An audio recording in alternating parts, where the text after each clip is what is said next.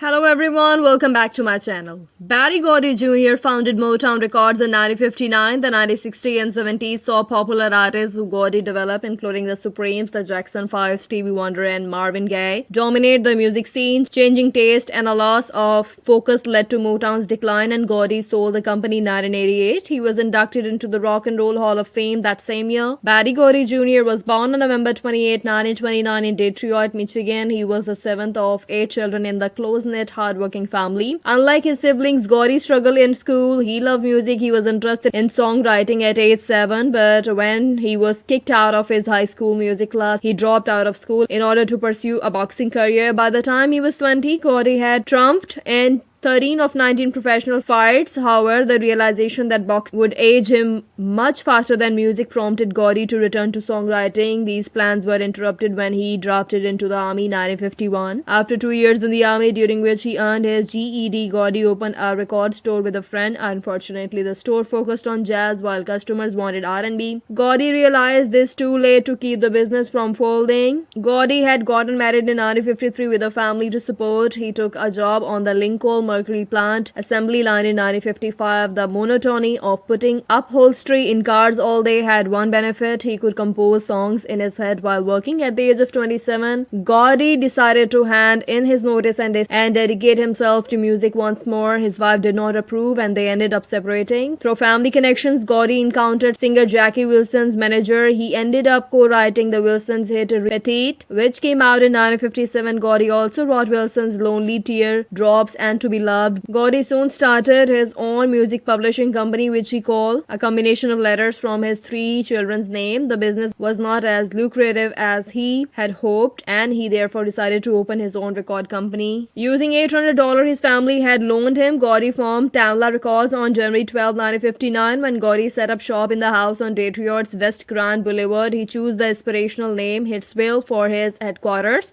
One of Tamla's labels was called Motown, the name that came to embody the company. The Motown Record Corporation was incorporated in 1960. The song Money, That's What I Want, performed and co-written by Barrett Strong, became a hit in 1960 with Gordy serving as co-writer as well. But after discovering that distributors took a large bite out of his income, Gordy, encouraged by his friend Smokey Robinson, decided to start handling his own national distribution. In 1960, Robinson and his group, The Miracles, sold more than 1 million copies of Shop Around, which climbed to number 1 on the R&B charts and number 2 pop. The next year, the Marvelites were the first Motown act to hit number 1 on the pop chart with Please Mr. Postman. As the company took shape, Gordy brought on talents such as Mary Wells, who would sing the popular My Guy. Other early hires were The Temptations, Stevie Wonder, who came on board as an 11-year-old prodigy, and Marvin Gaye. Gordy also signed 3 teenage girls, Mary Wilson, Florence Ballard, and Diana Ross, who would become the directed his artists to create what became known as the Motown sound, which featured repeating choruses and a mix of gospel, R&B, and pop that combined to form memorable melodies. With regular quality control meetings, Gordy made sure that Motown releases were ready to impress listeners. He also arranged for his performers to learn how to best present themselves both on and off the screen. The civil rights movement of the 1960s also affected Gordy's work. Not only did he release Martin Luther King Jr.'s Great March to Freedom and Great March to Washington speeches, Gordy believed that white audiences would now accept African American stars. In the 1960s, the Supreme achieved the kind of crossover success Gordy had dreamed of. Their number 1 pop hits included Baby Love 1964, Stop, In the Name of Love 1965, and You Can't Hurry Love 1966. In 1965, Gordy's company had $15 million